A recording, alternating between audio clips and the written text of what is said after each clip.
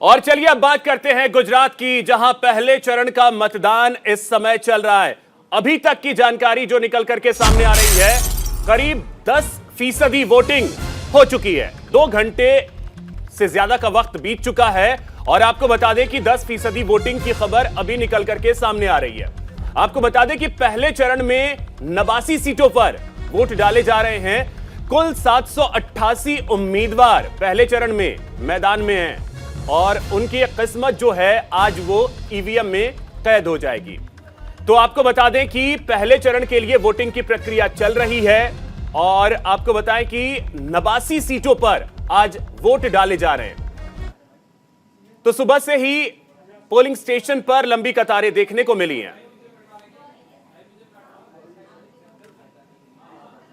तस्वीर पंतप्रधान नरेंद्र भाई मोदी जी ने 2002 में गुजरात का सुकान संभाला, तभी से विकास की जो राजनीति चल रही है और गुजरात मॉडल जो 2014 में समग्र देश ने स्वीकारा, इसके बाद फिर से जो गुजरात का 2022 का इलेक्शन है इसको 2024 का नेट प्रैक्टिस या सेमीफाइनल देखने जा रहा है। और जनता का संकल्प है कि इस दफ़ा भारतीय जनता पार्टी को हटाना है और ये संकल्प की जानकारी भारतीय जनता पार्टी को भी है।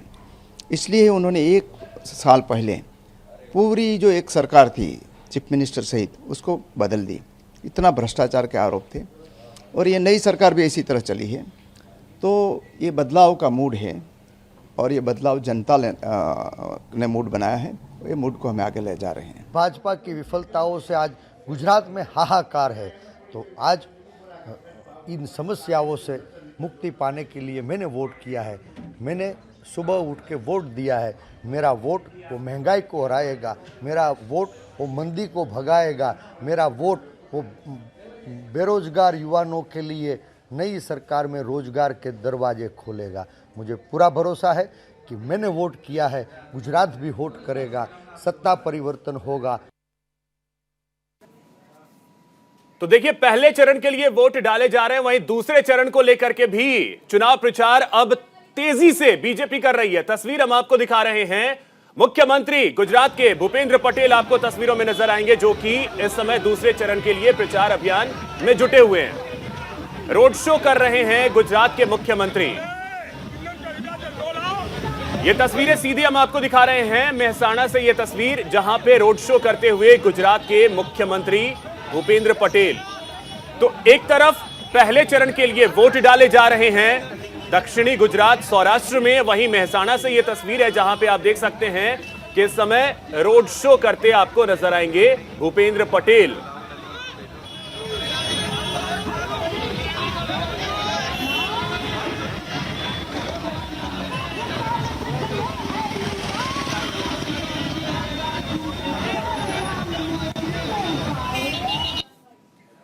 और वोटिंग को लेकर के मुमताज पटेल ने क्या कुछ कहा है वो आपको सुनाते हैं।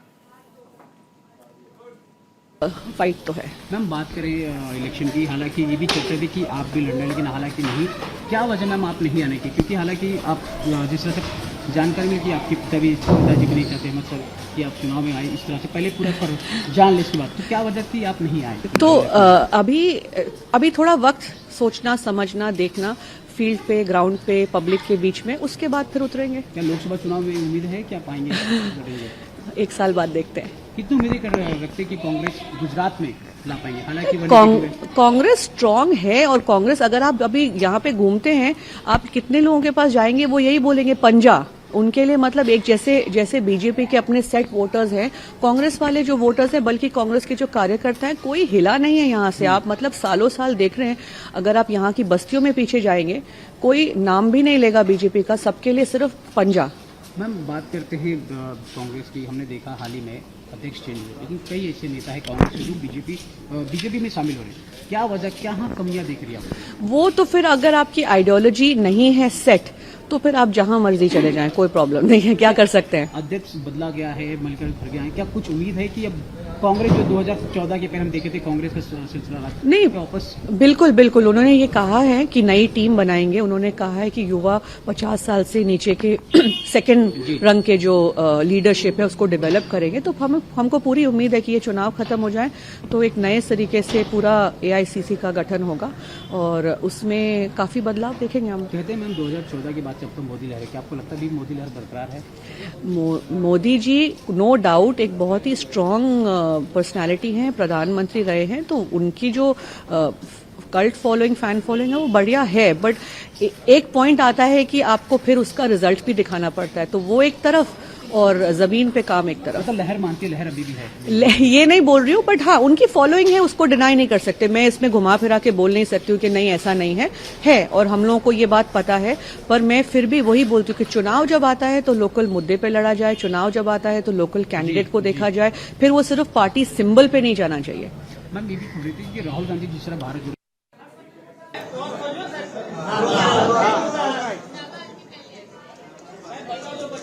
तस्वीरें हम आपको सीधी दिखा रहे हैं।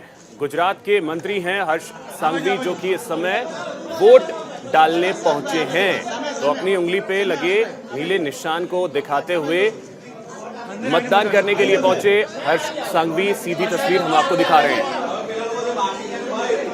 तो अलग अलग पोलिंग स्टेशन से जो तस्वीरें सामने आ रही है वो हम आप तक पहुंचा रहे हैं।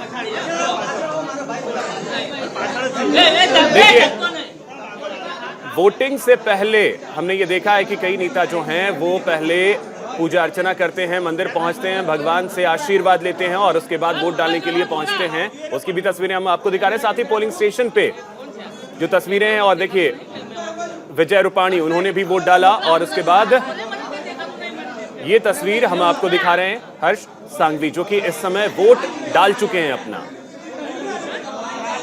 तो गुजरात में पहले चरण के लिए 89 सीट पर वोट डाले जा रहे हैं। वोटिंग की प्रक्रिया इस समय चल रही है। हालांकि इसे धीमी वोटिंग हम कह सकते हैं क्योंकि अभी तक की जो जानकारी है करीब 10% वोट डाले गए।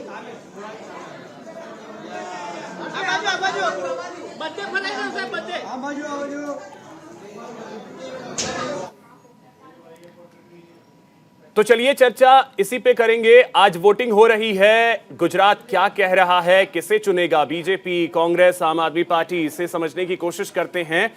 हमारे साथ कई गेस्ट जुड़ेंगे। अभी फिलहाल हमारे साथ जुड़ रहे हैं सहयोगी मेहुल झाला हमारे साथ हैं।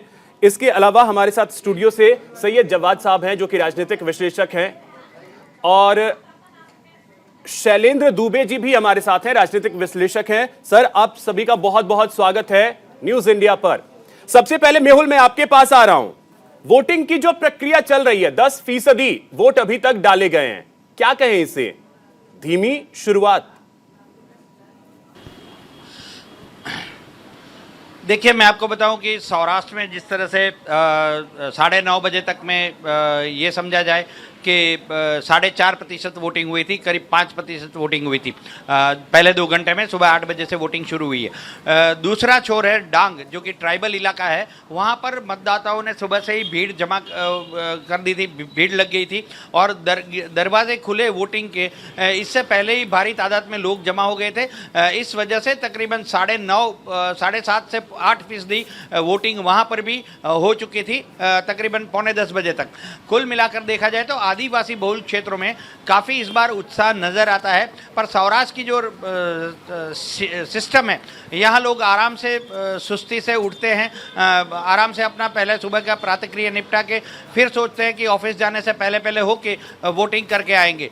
चूँकि जो फैक्ट्री वाला इलाका है वहाँ पर आज आधे दिन छुट्टी दी गई है। और इसके साथ साथ मैं आपको सबसे बड़ी बात बता दूं कि विपक्ष के नेता, सदन में विपक्ष के पूर्व नेता रहे परेश दानानी, साइकिल पर गैस सिलेंडर को बांध के अपने वोटिंग बूथ तक पहुंचे थे। ये अमरेली से इस बार प्रत्याशी है, गुजरात विधानसभा में विपक्ष के पूर्व नेता भी रह चुके हैं। परेश दानानी महंगाई और बेरोजगारी के मुद्दे को लेकर काफ़ी आक्रामक रवैया अपनाए हुए हैं और ये इस बार अपनी वोटिंग करने के लिए गैस सिलेंडर को साइकिल के पीछे बांधकर वोटिंग बूथ तक पहुंचे थे और उन्होंने वोटिंग की।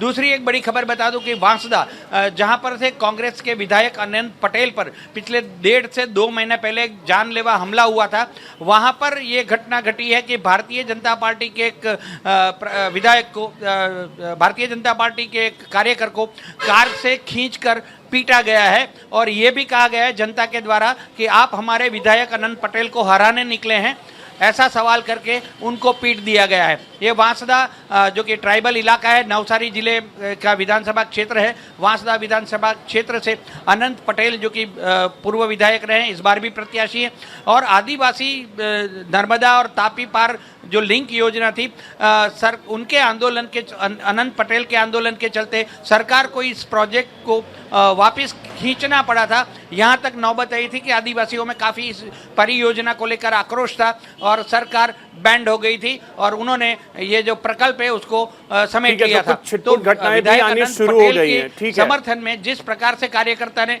ठीक है मेहुल, आप हमारे साथ बने रहे, मैं फिर से आपके पास आता हूं। गौरी जी हमारे साथ जुड़ गई हैं, आम आदमी पार्टी से नेता हैं। गौरी जी, आपका बहुत स्वागत है न्यूज इंडिया पर। अब एक एक कमेंट मैं आप सभी से चाहूंगा। जवाद साहब, सबसे पहले एक कमेंट आपसे चाहूंगा। अभी तक की जो वोटिंग की प्रक्रिया चली है, जो प्रतिशत अभी तक सामने आए हैं, किस तरीके से इसे देखते हैं? देखिए, स्टार्टिंग में तो वोटिंग स्लो ही होती है, जैसे जैसे जो है दिन चढ़ेगा और मैं देखूंगा कि वोटिंग परसेंटेज धीरे धीरे इंक्रीज होगा। बरअक्स इसके मैं दूसरी बात कर रहा हूँ कि जो जहाँ पर जिन सीटों पे आज जिन ज़िलों के अंदर जो है मतदान हो रहा है, उनके मूल मुद्दे क्या हैं? क्या वहाँ की जनता विकास को वोट दे रही या नहीं दे रही है, या वही भारतीय जनता पार्टी के जो इमोशनल जो मुद्दे उठाए हैं उन्होंने, उसकी तरफ ज़्यादा रुझान होंगे? मुझे लगता है इस बार का जो चुनाव है वो इमोशनल मुद्दों से ज़्यादा लोग विकास को ज़्यादा पसंद कर रहे हैं और ये देखने में भी आ रहा है कि वहाँ के जो लोकल मुद्दे हैं वो ज़्यादा, मुझे लग रहा है कि हावी होते चले जा रहे हैं। अगर ऐसा नहीं होता तो आप देखिए, माननीय प्रधानमंत्री जी का रोड शो भी है दूसरे चरण के, आप अगर बात करेंगे कि कन्विंसिंग के लिए, तो ये बड़े मुद्दे और बड़ी चीज़ें सामने नज़र आ रही हैं मेरे, कि अगर चुनाव को अगर हम देख रहे हैं कि इसका इमोशनल कार्ड अगर भारतीय जनता पार्टी ले रही, क्योंकि इसके बाद 2024 का भी इलेक्शन सामने रख करके देखा जाता, और भारतीय जनता पार्टी का गुजरात और माननीय नरेंद्र मोदी जी का और अमित शाह जी का गुजरात जो है गढ़ रहा हुआ है, जहां से वो हमेशा जो है एक ताकत के साथ उभरते, एक नए परचम के साथ निकल के सामने आते हैं। इमोशंस की अगर बात है, देखिए मुद्दों को एक साइड भी रखा जाता है जब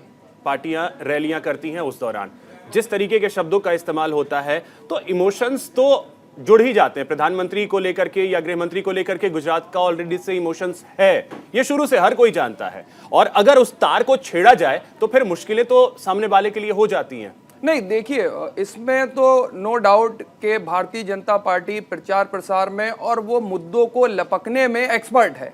जहां कहीं भी इमोशनल, जैसी अगर मैं बात करूं कि प्रधानमंत्री मोदी जी के ऊपर किसी ने कटाक्ष करा है, चीजें करी, उन्होंने तुरंत उस मुद्दों को लपक लिया कि मुझको ये कहा जा रहा है, मैं गुजरात का बेटा हूँ, चीजें हैं, तो उन्होंने इमोशनल कार्ड खेला है और वो पहुंचाने की कोशिश करी है। लेकिन बरख इसके दूसरी चीज जो है, जो इस बार का गुजरात चुनाव है, वो 2017 के चुनाव से बिल्कुल अलग मुझको लग रहा है, क्योंकि आम आदमी पार्टी भी इस वक्त मैदान में है। वो विकास मॉडल की वही बात कर रहे हैं जो गुजरात मॉडल को माननीय नरेंद्र मोदी जी पिछले 2014 से ला करके पूरे देश के अंदर प्रचार प्रसार कर रहे हैं। लेकिन दूसरी तरफ दिल्ली के मुख्यमंत्री केजरीवाल साहब दिल्ली मॉडल लेकर के गुजरात के अंदर गए हैं। किस तरीके से स्कूलों की जो उन्होंने अच्छाई कही है, जो उन्होंने बताया है कि हमने जो है हेल्थ सेक्टर में एक बड़ा काम कर रखा, लेके गई। इसके बरख तीसरी चीज मैं देख रहा हूँ, जिन 89 सीटों के ऊपर चुनाव हो रहा है वो कांग्रेस का भी गढ़ रहा है। बड़ी टफ फाइट थी लास्ट टाइम, अगर 2017 में देखेंगे आप कि 48 सीटें I guess Bharatiya Janata party के पास थी और कांग्रेस के पास जो है वो 38 सीटें थी, और वोट परसेंटेज अगर हम देखेंगे जाकर के लगभग 49% के आसपास भारतीय जनता पार्टी का वोट बैंक था और लगभग 41-40 के प्लस के आसपास कांग्रेस का वोट। तो बड़ी टफ फाइट त्रिकोणीय मुझको नजर आ रही है इस वक्त के जो त्रिकोणीय में आम आदमी पार्टी का घुसना परेशानी का सबब किसके लिए बनेगा, बीजेपी के लिए या कांग्रेस के लिए? ये जवाब मैं आपके पास आपसे लूंगा, जवाब साहब लूंगा, आपके पास आऊंगा। एक छोटा सा ब्रेक इस समय हम ले रहे हैं। ब्रेक के बाद लौटेंगे तो शैलेंद्र जी के पास भी चलेंगे और गौरी जी के पास भी चलेंगे। गुजरात विधानसभा चुनाव के लिए पहले चरण के लिए वोट डाले जा रहे हैं। बड़ी खबर आपको बता दें, वासंदा विधानसभा प्रत्याशी पीयूष पटेल पर हमला किया गया है। कांग्रेस उम्मीदवार के समर्थकों पर हमले का आरोप लगा है। कांग्रेस और बीजेपी कार्यकर्ताओं के बीच झड़प की खबर निकल करके सामने आ रही है। तो यह बड़ी खबर आपको बता दें, कांग्रेस उम्मीदवार के समर्थकों पर हमले का आरोप लगा है। यह बड़ी खबर गुजरात से इस समय की। तो कांग्रेस और बीजेपी के कार्यकर्ता आपस में भिड़े हैं, इसकी जानकारी निकल करके सामने आ रही है वासंदा से, जहां पे प्रत्याशी हैं पीयूष पटेल, उन पर हमला किया गया है।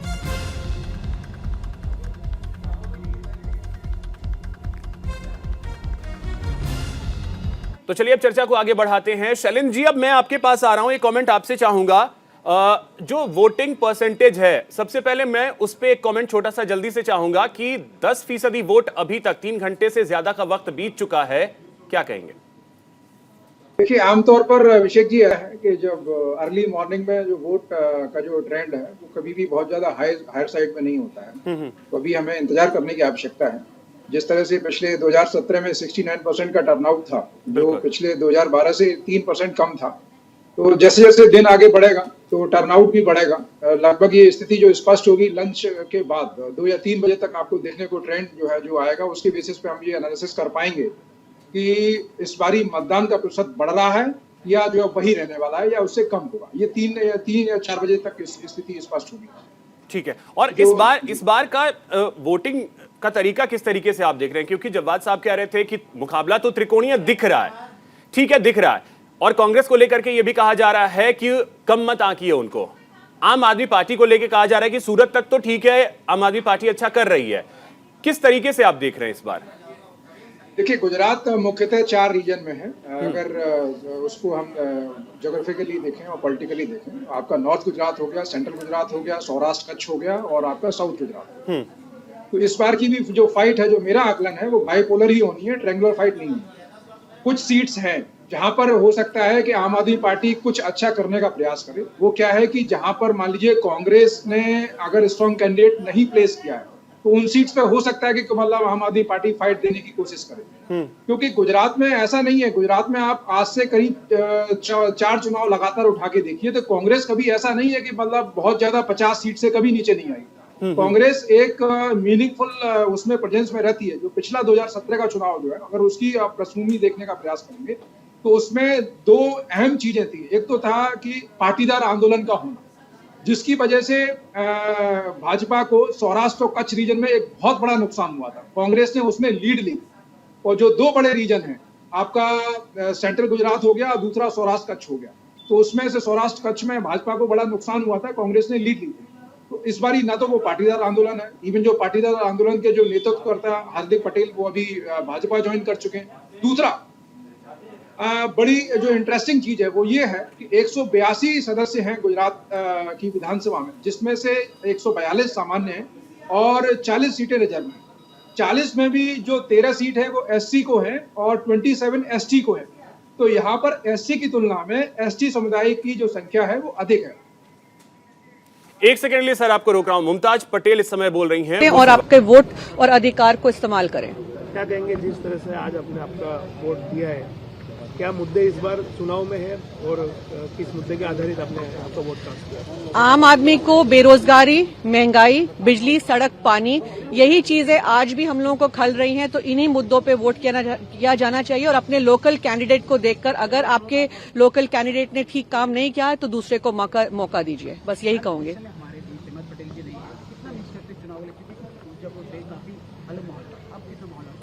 बहुत बहुत बहुत मिस कर रहे हैं, पर हमको पूरा यकीन है कि उनका आशीर्वाद हम सबके साथ है। उनकी प्रेजेंस आपको भरूच में क्या पूरे गुजरात में फील होती है, तो कहीं ना कहीं उनकी दुआओं से अभी हम चल रहे हैं आगे। क्या कहेंगे जिस तरह से 27 साल से कांग्रेस सरकार में नहीं है?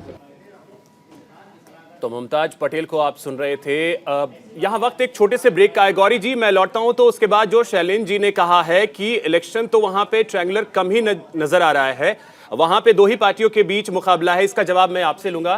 तस्वीरें आपको दिखा रहे हैं गुजरात की, जहां पे वोटिंग की प्रक्रिया इस समय चल रही है। तस्वीरें इस समय आ रही है, आप देख सकते हैं रविंद्र जडेजा आपको तस्वीर में नजर आएंगे। रविंद्र जडेजा की पत्नी भी चुनावी मैदान में है और आपको बताएं कि वोट डालने के लिए पहुंचे हैं। अब देखना है होगा कि मीडिया से बात करते हैं रविंद्र जडेजा या नहीं, लेकिन वोट डालने के लिए समय पहुंचे हैं। तो वोटिंग के लिए लगातार कई दिग्गज लोग जो हैं वो भी पहुंच रहे हैं। पोलिंग स्टेशन से तस्वीरें लगातार सामने आ रही है, लंबी कतार लगी है लोगों की वोट डालने के लिए। हालांकि शुरुआत में और चलिए अब चर्चा को आगे बढ़ाते हैं। गौरी जी अब आपके पास आते हैं। सुना होगा आपने शैलेंद्र जी को, आम आदमी पार्टी खुद को कहां पा रही है इस समय? आम आदमी पार्टी इस बार जनता के हित की बात सोच रही है। गुजरात में हर बार चुनाव होता था, दो ही पार्टी होती थी, भाजपा और कांग्रेस। भाजपा ने 27 सालों से जो विकास किया वो हम सब देख रहे हैं। उसमें मोरबी कांड आ गया, लट्ठा कांड आ गया, गाय के चारों को भी उन्होंने नहीं छोड़ा है। और कांग्रेस इस सब में चुप्पी बांधे बैठी हुई थी। जनता ये देख रही है और एक विकल्प पहले से ही ढूंढ रही थी, क्योंकि हमने देखा भी है कि नोटा में वोट भी गिर रहे थे। बट इस बार ऐसी पार्टी आई है जिन्होंने दिल्ली और पंजाब में करके दिखाया है। दिल्ली में लोग हित के लिए, लोगों की मूलभूत चीजों के लिए आवाज हुई है। तो यही चीज इस बार मोंगवारी के सामने जनता चाह रही है। केजरीवाल को दो हाथों से खुल के वोट देने की सबने एक अपील भी की है और एक प्रॉमिस भी की है कि हम इस बार कांग्रेस को तो वोट देने ही वाले नहीं है। और भाजपा ने जो हर टाइम प्रचार प्रसार में गलत वायदे किए, ये कॉन्फिडेंस कैसे? अरविंद केजरीवाल एक प्रेस कॉन्फ्रेंस में आते हैं, पेपर पे लिखते हैं कि हाँ सरकार हम बना रहे हैं, दावा करते हैं लिख करके, मतलब भविष्यवाणी एक तरीके से। कैसे? यस, हमने अलग अलग कैंपेनिंग किए हुए हैं। लास्ट हमारा कैंपेनिंग जो था गारंटी कार्ड वाला, इसमें हजारों लोगों ने ये गारंटी कार्ड दिया है। हर कार्ड घर में गया है तो वहां पे 4 से 5 वोटर्स होते हैं और उन्होंने वो गारंटी कार्ड लेते हुए प्रॉमिस भी की है कि हम इस बार इन दोनों को बताए कि इन दोनों ने आज तक हमको उल्लू बनाने के अलावा कुछ नहीं किया। और हमको ऐसा विधायक चाहिए, ऐसा प्रत्याशी चाहिए, ऐसा सीएम चेहरा चाहिए कि जो हमारे बीच का हो, जो हमको जाने, जो समझे, हमको जो ये महंगाई से बाहर निकाले, हमारे बच्चों का सोचे, हमारा भविष्य का सोचे, स्वास्थ्य का सोचे, बूढ़े माँ बाप का सोचे। नहीं तो बीजेपी भी तो यही कह रही है कि पहले जो आपको मिला है दिल्ली नहीं, तो यही तो आरोप आम आदमी पे लग रहे हैं कि दिल्ली तो अभी तक संभली नहीं, पंजाब अभी तक संभाले नहीं जा रहा है, तो फिर गुजरात कैसे? उनको यही आता है। दिल्ली एक ओनली स्टेट है जो सरप्लस चल रहा है। दिल्ली के लोग की इंटरव्यू देख सकते हो, वो बहुत हैप्पी है।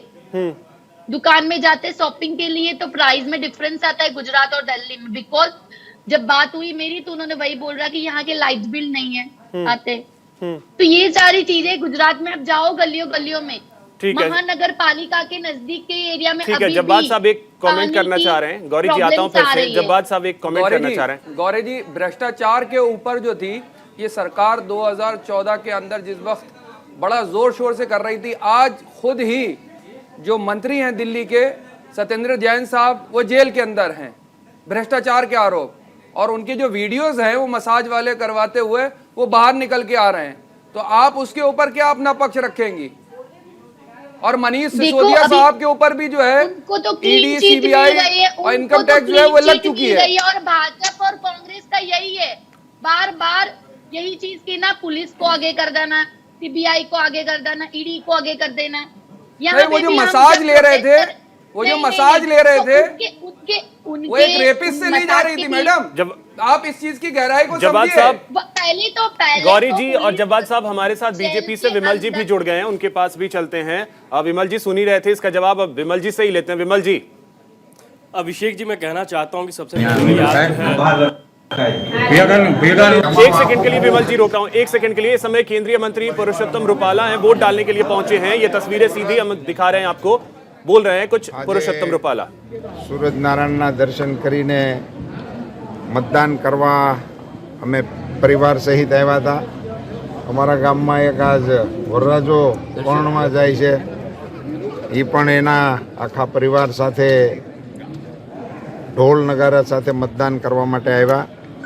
ખૂબ ઉત્સાહપૂર્ણ વાતાવરણમાં મતદાન શરૂ થઈ ગયું છે. અમારા વડીલો, યુવાનો, મહિલાઓ બધા ખૂબ જ ઉત્સાહપૂર્વક મતદાન કરવા આવી રહ્યા છે. લગ્નની મોસમ ચાલે છે. તો મને આજે સવારમાં ઘણા લોકો મળ્યા કે અમારે મતદાન કરીને પછી જાનમાં જવું છે. આ પ્રકારનું જે ઉત્સાહનું વાતાવરણ છે એ જોતા ભારતીય જનતા પાર્ટીની તરફેણમાં પ્રચંડ મતદાન થવાની સંભાવનાઓ છે અને અમરેલી જિલ્લામાં પૂરેપૂરું 5 સીટ ઉપર કમળ ખીલે એવી અત્યારે મને આગાહી કરવાનું મન થાય છે. ધન્યવાદ. तो केंद्रीय मंत्री वोट डालने के लिए पहुंचे थे. विमल जी, अब बोलिए. देखिए, आज जो है गुजरात के 89 जो है विधानसभा सीटों पे जो है चुनाव होने जा रहा है. और देखिए, हमारे देश जो है डेमोक्रेटिक कंट्री है, लोकतांत्रिक देश है और यहाँ पे जो है लोकतंत्र बहुत मजबूत है. और आज जो है 89 विधानसभा में जो है लोकतंत्र का पर्व जो है वहाँ की जनता जो है, ईश्वर जो जनता है वो मना रही है. अभी हमारी मित्र जो है कह रही थी कि जो है हमने ये काम किया है दिल्ली के अंदर. मैं अपने मित्र को बता देना चाहता हूँ कि जब 2015 में अरविंद केजरीवाल जी जब चुनाव में आए थे तो उन्होंने यही कहा था कि हम दिल्ली में जो है 70 वादों का एक ढिढोसला लेकर आए थे. एक भी वादा जो है अरविंद केजरीवाल जी ने पूरा नहीं किया. दूसरी चीज़ मैं कहना चाहता हूँ कि देखिए, गुजरात की जो जनता है वो बहुत ईमानदार है, बहुत मेहनती है. इनके ढिढोसले पे वो जो है गुजरात की जनता जो है फिसलने वाली नहीं है. गुजरात की जनता जो है विकास रूपी जो है जो गंगा जो है माननीय प्रधानमंत्री जी द्वारा और वहाँ के जो मुख्यमंत्री जी हैं उनके द्वारा जो बहाया गया है उस पर जो है विकास रूपी गंगा में जो है हमारे जो ईश्वर रूपी जो जनता है उसमें जो है नौका पे वो सवार हो चुकी है. विमल जी, विकास रूपी गंगा है तो ठीक है. अब सवाल इसमें यह है कि वहां का मुद्दा क्या है? बेरोजगारी है, इस बात को स्वीकार करेंगे आप? देखिए, मैं किसान सड़क पे हैं, इस बात को स्वीकार करेंगे आप? देखिए, अभी व्यापारी जीएसटी में अभी भी उलझा हुआ है, ये बात करेंगे आप?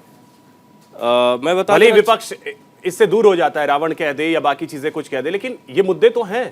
देखिए, आपको बता देना चाहता हूँ अभिषेक जी, अभी आपने देखा कि माननीय मोदी जी द्वारा जो है माननीय गुजरात के जो मुख्यमंत्री जी हैं उनके द्वारा जो है बहुत सारी योजना जो है गुजरात में जो है लाई गई है. इसके साथ साथ मैं कहना चाहता हूं कि हमारा जो मैनिफेस्टो है उस मैनिफेस्टो में जो है युवाओं को और महिलाओं को और किसानों को जो है पूरा ध्यान दिया गया है. मैं कहना चाहता हूं कि आपने देखा कि जिस तरीके से गुजरात में अगर मैं बात करूँ तो गुजरात में जो है प्रधानमंत्री आवास विकास योजना के तहत लगभग 9.5 लाख से ऊपर लोगों को जो है चाहे ग्रामीण क्षेत्र हो या शहरी क्षेत्र हो वहाँ पे जो है आवास बना कर दिया गया है. दूसरी बात करूं कि अगर मैं बात करूं कि वहां पे जो है जनधन, अगर मैं बात करूं तो आप देखिए एक एक विधानसभा सीटों पे आज जो है जो भी वोटिंग है हमारे 11 मंत्री जो है आज चुनावी मैदान में है. और वहां जो लोगों का, मैं आपके चैनल के माध्यम से, न्यूज़ इंडिया के माध्यम से मैं देख रहा था कि वहां के लोगों के बीच में उत्साह बहुत है और लोगों का एक ही मोटो है कि हम जो है विकास रूपी जो गंगा जो है 27 साल में जिस तरीके से गुजरात में बहाई जा रही है हम दोबारा उसको चुनेंगे. क्योंकि गुजरात के जो लोग हैं वो कह रहे हैं कि जो है दिल्ली में जिन्होंने कुछ किया नहीं, पंजाब में लोग जो है इतने बड़े बड़े वादे लेकर आए और गुजरात उनसे पंजाब उनसे संभाला नहीं जा रहा, तो वो गुजरात को क्या संभालेंगे? तो गुजरात की जो जनता है वो 2017 का आपका मैनिफेस्टो था विमल जी, जिसमें ये कहा गया था, और आपको शायद जानकारी के लिए बता दूं, उस वक्त के जो वित्त मंत्री अरुण जेटली साहब थे, वो चुनाव से ठीक 8 घंटे पहले भारतीय जनता पार्टी का मैनिफेस्टो आता है. उस मैनिफेस्टो की 2-3 बातें मैं आपको बताऊं, जिसमें कहा गया था कि आप किसानों की आय जो है वो 2022 तक जो है वो 2 गुनी हो जाएगी. तो आज किसान पूछ रहा है कि किसानों की आय 2 गुनी हो गई. जब जीएसटी कही गई थी, जब जीएसटी इंप्लीमेंट करी गई देश के अंदर और गुजरात के अंदर खासी नाराजगी थी, तो आज जीएसटी जैसे आपने क्रांतिकारी जो एक कदम लिया जिसको आप बार बार प्रमोट करते हैं, आप जीएसटी के नाम पे क्यों नहीं वोट मांगते? आप नोटबंदी जो आपने एक मास्टर स्ट्रोक मारा था उसके नाम पर वोट क्यों नहीं मांगते हैं? किसी एक मुद्दे को लेकर के आप गए, जो आपने इंप्लीमेंट करा उसके नाम पे वोट मांगे आपने? मैं अभिषेक जी, मैं जवाब दे देना चाहता हूं हमारे मित्र का. हमारे मित्र ने जो है बहुत सारे सवाल उठाए हैं. मैं कहना चाहता हूं कि देखिए मैनिफेस्टो में भारतीय जनता पार्टी, देखिए जो हमारी जो देश की जनता है वो सब समझती है कि देखिए भारतीय जनता पार्टी जो भी कहती है अपने वादों को पूरा करती है. मेरे मित्र, मैं आपकी बात को सुन लिया हूं, मैं आपका जवाब दे देना चाहता हूं. विमल जी, इसका जवाब आप दीजिएगा. जब्बार साहब, इसका जवाब विमल जी से हम लेंगे.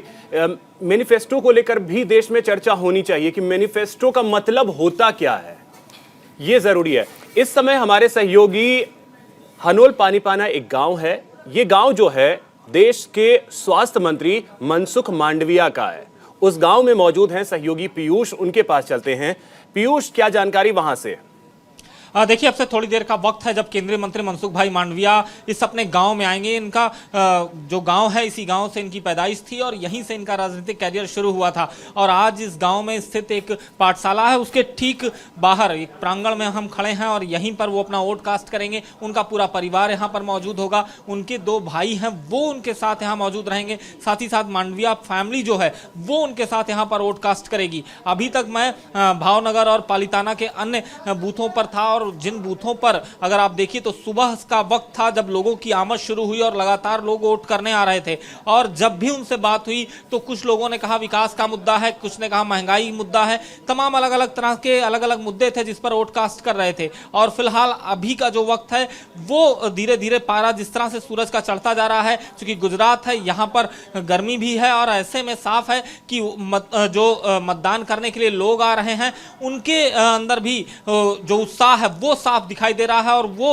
उत्साह निश्चित पीयूष, तौर पर अगर कैमरा रोल का थोड़ा इलेक्ट्रॉनिक तस्वीर वहां के पोलिंग स्टेशन की अगर आप दिखवा पाए, वहां किस तरीके से तैयारी है, क्योंकि वहां पे केंद्रीय स्वास्थ्य मंत्री पहुंचने वाले हैं, साथ ही वहां पे कतारें किस तरीके से देखने को मिल रही है अगर संभव हो।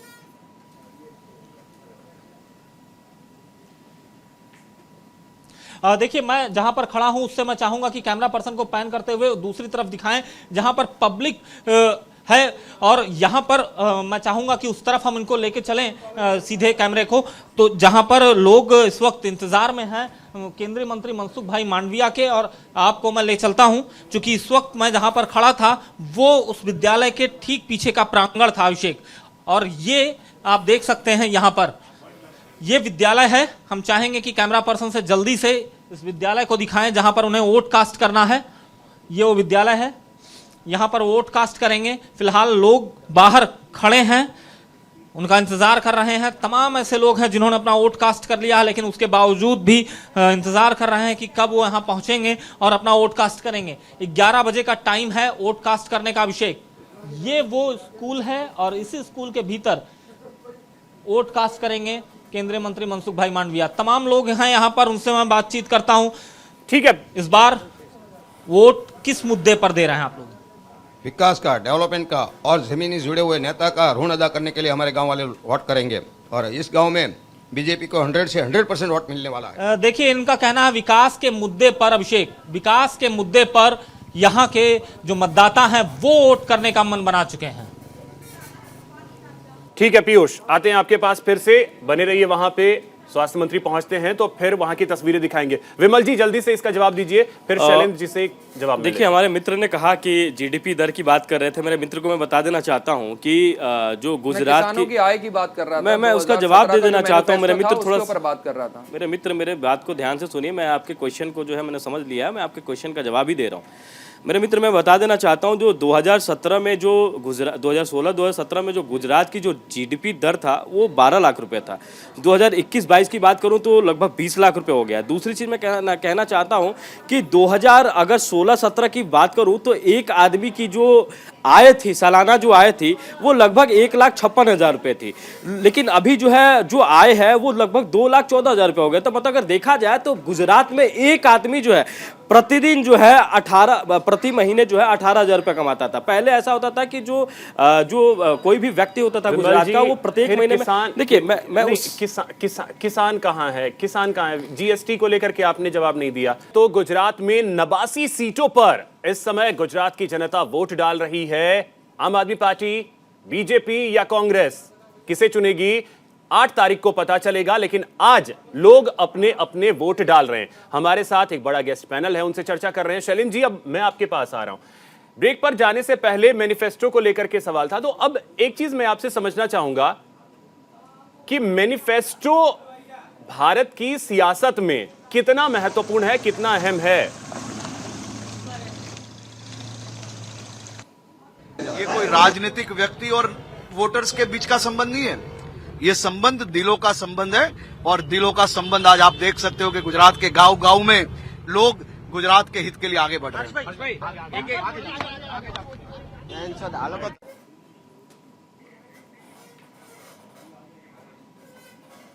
तो तस्वीरें आ रही हैं, वो भी लगातार हम आप तक पहुंचा रहे हैं। शैलेंद्र जी, अब आपसे एक कमेंट चाहेंगे। मैनिफेस्टो का क्या महत्व होता है? मैं एक चीज ये आपसे जानना चाहूंगा, क्या महत्व होता है मैनिफेस्टो का? देखिए अभिषेक जी, ऐसा है, जो पहले कन्वेंशनल पैटर्न पे वोटिंग होती थी कंट्री के अंदर, अब उसमें बड़ा बदलाव और तमाम वो राजनीतिक दल जिनकी जमीन खिसक रही है, चाहे वो, मैं किसी पार्टी का नाम नहीं लेना चाहूंगा, उनको अपने अंदर करेक्शन की आवश्यकता है। ऐसा नहीं है कि लोग जो है कास्ट को ही बेस बना के आज वोट कर रहे हैं, ऐसा नहीं है कि लोग इमोशन को ही बेस बना के वोट कर रहे हैं। भाई कास्ट या इमोशन से आप जो कितना लंबा सस्टेन कर सकते हैं, ऐसा नहीं है। देखिए जो हिंदुस्तान की जो पॉपुलेशन है उसमें 65% के आसपास जो आबादी है वो युवाओं की है, और युवा एक अच्छी और बड़ी संख्या में जो है एजुकेशन के साथ आगे बढ़ रहा है। तो किसी ऐसा कोई परिवार नहीं है जिसमें युवा शिक्षित ना हो या शिक्षा में अग्रसर ना हो रहा हो।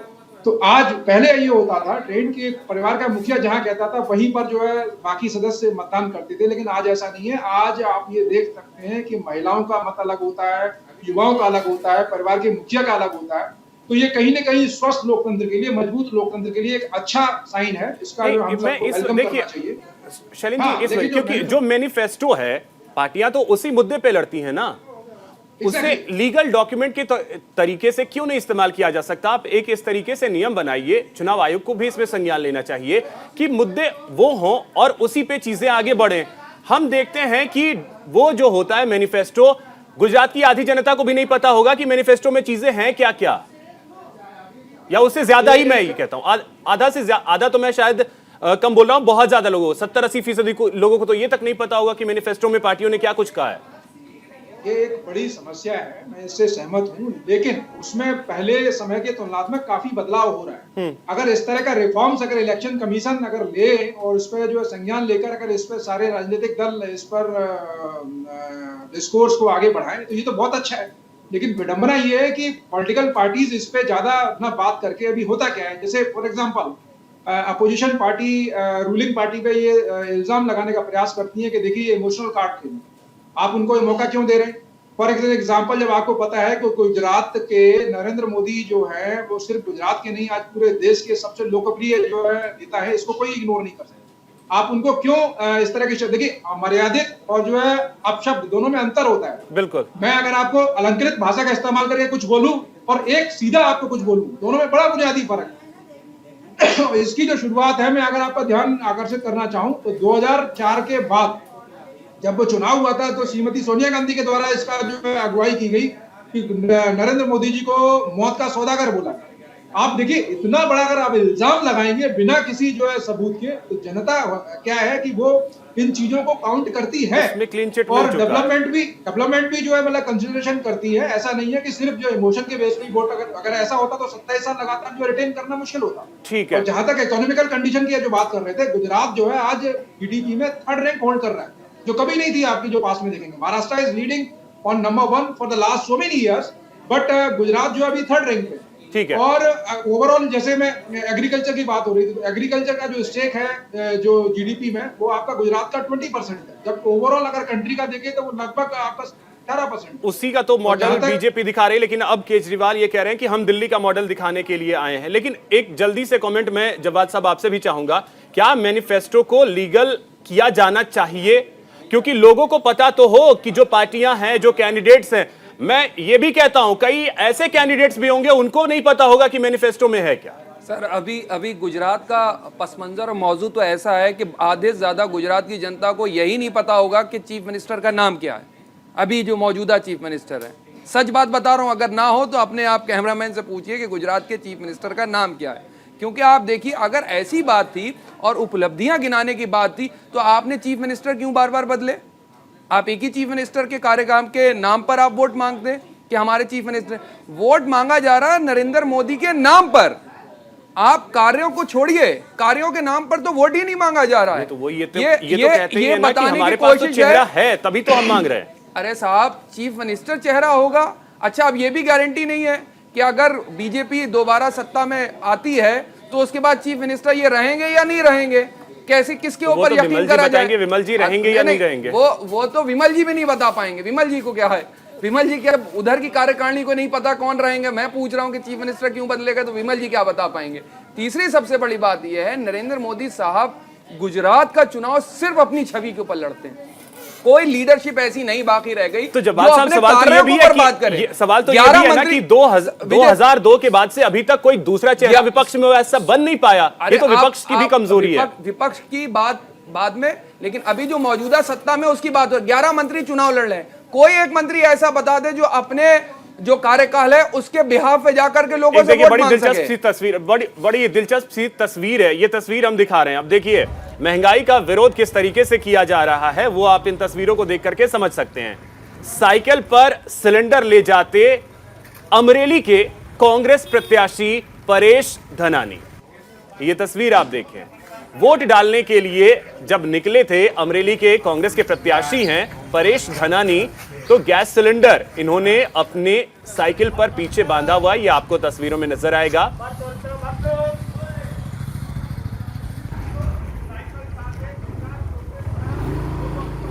विफलताओं से आज गुजरात में हाहाकार है, तो आज इन समस्याओं से मुक्ति पाने के लिए मैंने वोट किया है। मैंने सुबह उठ के वोट दिया है। मेरा वोट वो महंगाई को हराएगा, मेरा वोट वो मंदी को भगाएगा, मेरा वोट वो बेरोजगार युवाओं के लिए नई सरकार में रोजगार के दरवाजे खोलेगा। मुझे पूरा भरोसा है कि मैंने वोट किया है, गुजरात भी वोट करेगा, सत्ता परिवर्तन होगा।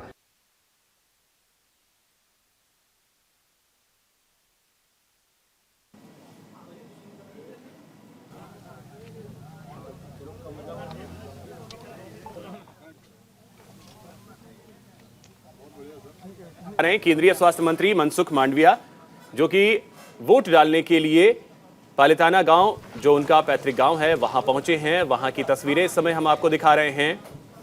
सहयोगी पीयूष भी वहां मौजूद हैं उनके गांव में। और आपको बता दें कि आज 89 सीटों पर वोट डाले जा रहे हैं। केंद्रीय स्वास्थ्य मंत्री मनसुख मांडविया इस समय अपने पैतृक गांव पहुंचे हैं, जहां पे उनका पोलिंग स्टेशन है।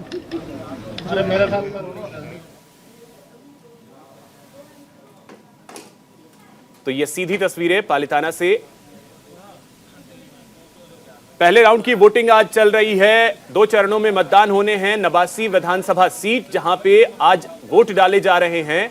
सीधी तस्वीर हम आपको दिखा रहे हैं पालिताना गांव से, जहां पे केंद्रीय स्वास्थ्य मंत्री आपको नजर आएंगे। वोट डालने के लिए इस समय पहुंचे हैं, अपने पूरे परिवार के साथ वहां पहुंचे हैं वोट डालने के लिए। और पालिताना से सीधी तस्वीरें।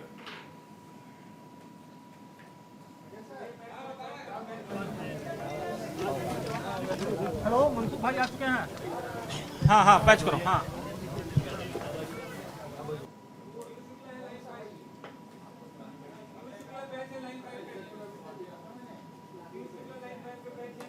तो पहले दौर का मतदान इस समय चल रहा है। कुल 89 विधानसभा सीटों पर 788 प्रत्याशी जिनकी किस्मत का फैसला आज ईवीएम में कैद हो जाएगा।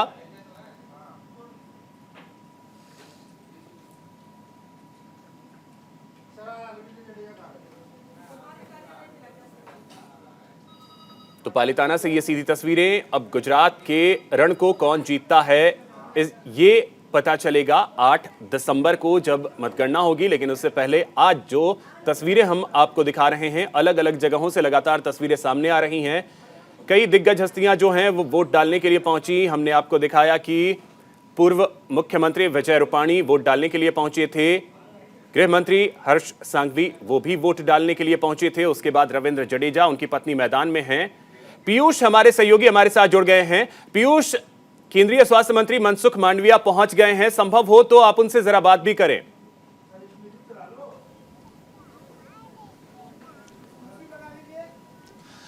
देखिए, केंद्रीय स्वास्थ्य मंत्री मनसुख भाई मांडविया इस वक्त पहुंच चुके हुए हैं हनौल, जो उनका गांव है वहां पर। और आम जो लोग हैं, वहां के आम पब्लिक जो है, उनके साथ वो मुखातिब हैं इस वक्त, उनसे बातचीत कर रहे हैं। और वहां पर बैठकर जो लोग वहां मौजूद हैं उनसे उनके सुख दुख को साझा कर रहे हैं। साथ ही साथ तमाम बातें हैं वो कर रहे हैं। एक दुकान है, उस दुकान के कॉर्नर पर वो बैठे हुए हैं। आप खुद देख सकते हैं कैमरे में, तस्वीरों में, वो दुकान के कॉर्नर पर बैठे हुए हैं मनसुख भाई। और आप, मैं चाहूँगा कैमरा पर्सन से कि फोकस करके दिखाएं किस तरह से लोगों से बातचीत, संवाद करना, उनका हाल चाल जानना, ये सभी चीज़ें मनसुख भाई मांडविया यहाँ करते हुए नजर आ रहे हैं। अभिषेक जी। पीयूष, अगर संभव हो तो बात भी करें उनसे।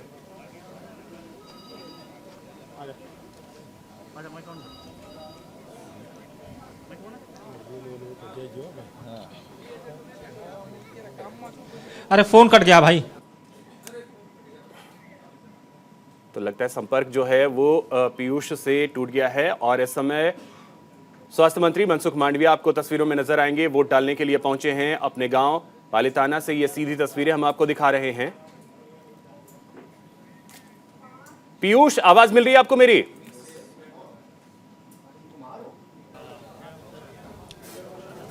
जी बिल्कुल बिल्कुल, आपकी आवाज मिल रही है मुझे। जी अभिषेक, पीयूष, संभव हो तो बात करें मंत्री जी से।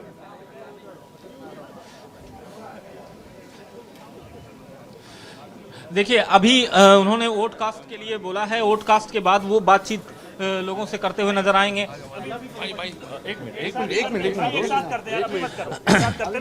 वोट कास्ट के बाद वो वोट बातचीत करेंगे। फिलहाल अभिषेक अभी वो लोगों से बातचीत कर रहे हैं, जो वहां लोग मौजूद हैं उनसे बातचीत करते हुए आपको नजर। ठीक है पीयूष, तो आप वहां पे बने रहिए। वोट कास्ट करने के बाद वो बात करेंगे।